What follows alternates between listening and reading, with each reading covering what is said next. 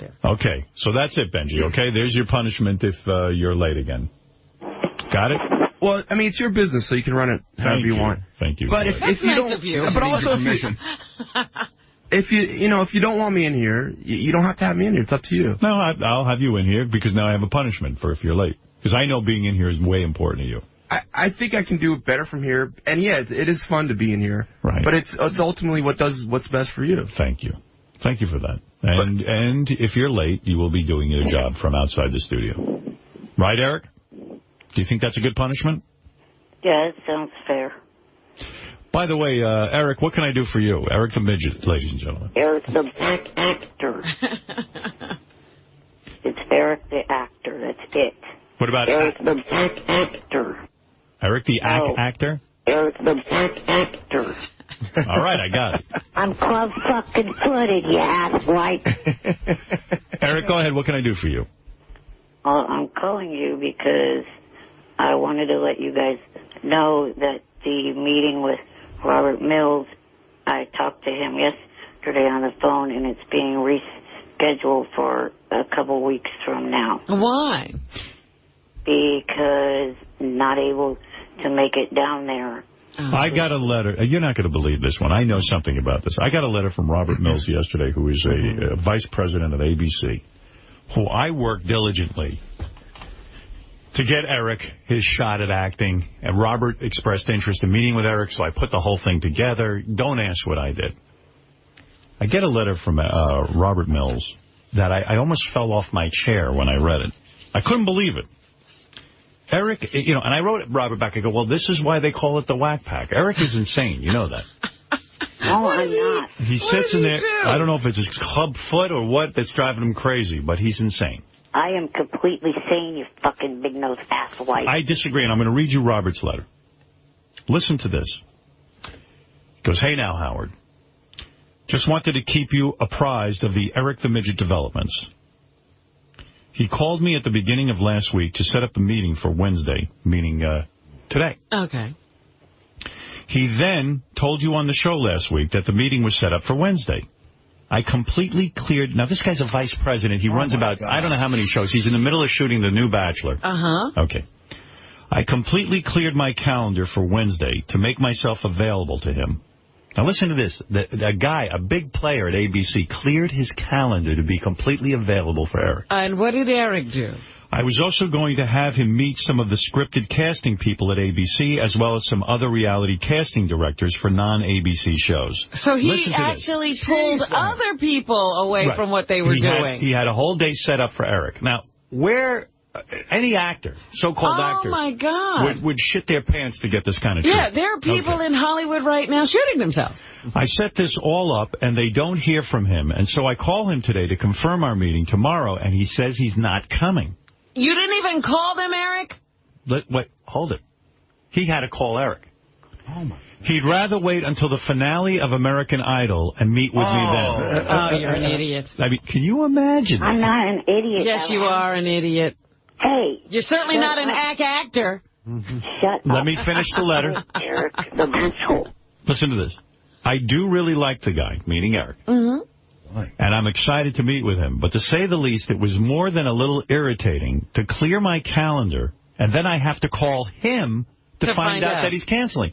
Eric, why wouldn't you call the guy? Eric, the disrespect, because I was waiting for Mr. Last Minute Johnny Fraudo to come through with getting me down there. Oh, it's always somebody else's fault. I don't have the fucking money to get my ass down there myself. But don't tie up Robert Mills then. Tell him, look, I don't have the money to get down there myself. I got to wait till I can hear from Johnny. Yeah. Tell him the truth. The truth will set you free. Why turn off a guy who's going to help you, that I've arranged for you to meet with? Do you follow my... I wasn't trying to do that. This is when you have to depend on someone else to help you with a favor, and they don't do anything till last minute. What the fuck are you supposed to do? Eric, are you a baby? Really? No, I'm not. Then why don't you be a man and stand up and deal with things on your own? If I hadn't called... Like I just said, I don't make a fucking enough money on SSI to get my own ass down there. Well, why don't you talk to this guy and say, look, I have a problem being there on Wednesday. Right. I don't have enough money. Maybe he would have figured out a way to get to it. Right. You can't just make this, but you just can't leave a guy hanging, a big executive that I set you up with. That's insane. Eric, the boozer. If I hadn't called him, this is still from Robert, I would have been sitting around all day waiting for him to wheel through my door. Yeah, when were you going to tell him that you couldn't get there on Wednesday? No, I had planned on calling him yesterday, and he just beat me to the punch. But why did you tell him? Why would you tell the guy you're thinking it's better for you to visit with him after the finale of American Idol? What do you have to do with that? That's a terrible thing. Because I was planning on being down in L.A. for the two-night finale of American Idol. But how are you going to get down there? Down there. How are you going to get down there? Same way I was hoping to get down there this time. So do you have that all set up, or is that going to be a last-minute thing, too? I'm hoping it's not last. You're hoping. You're burning a good bridge. I'm telling you, you got this guy Mills, and you're turning him off a little bit. You finally got a guy in your corner. I mean, yeah, I facilitated all this, and then you blew it. You don't know how to deal with things. No, you don't. Robin's right. Eric, the ridiculous midget. You know, and he had guys lined up who think they could even... He's pulling everybody in, writers. He says, I think this thing might take off. I got a VP of marketing here at ABC, heard the show and said, I quote, I could market the shit out of Eric the Midget. Eric's a shit. You know, so they're probably going to put up with his stupidity again. I don't know. I'm just hoping. I don't have 1 ounce of stupidity. Oh, no. All you've done is shown stupidity this morning, my friend. No, you didn't do the right thing, Eric. You should have called the guy and said, listen, it's not even a definite that I can make it there. I just said that I was going to call him. No, that's too late. He already You don't even make appointments if you can't make it. It makes you look bad and makes me look bad. Do you follow what I'm saying? You making fun of people makes you look bad. What? You making fun of people in the ways that you do makes you look bad. Eric's a shit. Wait a second. You're putting me down. I set you up with a guy at ABC. He makes his meetings. He's great. I set you up with a guy at ABC. You know, I got to call Robert and tell him not to meet with this guy. No. He's so ungrateful. I told you should leave this alone at the very beginning before you ever did this, because he is like this. I felt bad for Eric. I wanted to see him get a shot, but I made a mistake clearly. He's an asshole. He's now ripping me. He's just an asshole. Jeez. You're not disabled. You're just an asshole. And you can never take any criticism. That's why you don't get anywhere, Eric. It was more important for you to be down for up. American Idol in that date rather than meeting for somebody who could change your life. Listen, I'm not giving up on Eric.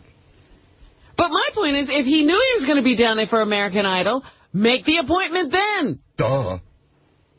You're telling me you're not stupid? Because that wasn't really an idea until Robin said it? All right, listen, Eric, do yourself a favor. Do yourself a favor. When you make an appointment with Robert Mills the next time, make sure you can make it, okay? That's all I'm giving. I'm giving you advice. You understand what I'm saying? Yes, I understand. Let's not blow a good opportunity here. How many times can the man do this? No. All right? Yes. Take my advice. The next time, make sure you can definitely get there. Or tell Robert you can't get there because you don't have money, and then maybe he'll work something. Yeah, maybe he'll fly you down. Yeah. He's doing all this. All right? Right. All right. Thank you. Yeah, Eric, take care. Even Artie's upset. Good job. Artie's been trying to get in to meet with Robert Mills for the last 6 years. Yeah. Yeah. Can't even get through the door. Ass, how are your Yankees? Hey, look, it's April. Calm down. By the way, did you see the Yankees? They can't sell those luxury seats. They put a price tag on these seats. Well, the average price, the average price of a ticket in the Yankee Stadium is $78.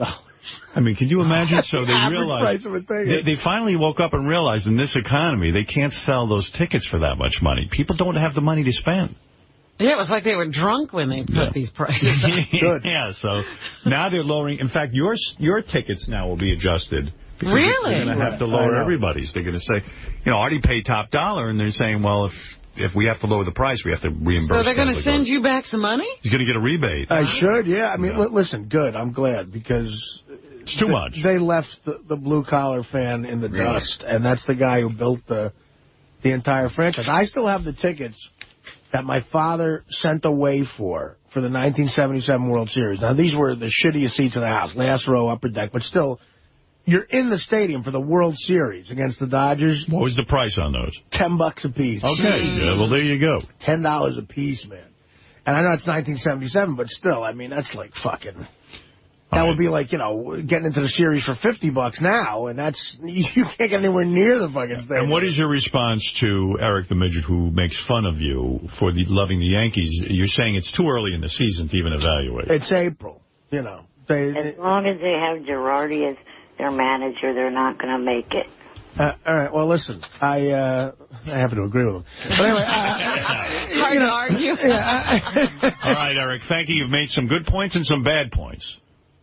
But thank you. No, you've made 200 bad points and one good point. One good point. Okay? Go fuck yourself. Thank you, Eric. At least like I've said before, at least I could find my penis. Take your club foot and shove it in your ass. I want Simon Cowell to fuck me. All right, thank you, Eric. Jesus. Right. I really, you handle your business life differently. Thank you. All right. What business life? So far, every business has gone up in smoke. Between me and Johnny Fratto, we're trying to get this kid going, and it's not going well. Because I ran into Dennis from the cat house, Dennis. The Bunny Ranch? Yeah. Dennis Hoff? Dennis Hoff. Are you going to the Bunny Ranch? No, I saw him at the Cellar, Comedy Cellar. Yeah. And I go, Dennis, what's happening? I've been trying to pitch. I've been writing. I don't pitch. I write, like, whole shows, and this elaborate show about immigration I wrote for HBO like 3 different times. They were going to do. They turn it down after saying they're going to do it.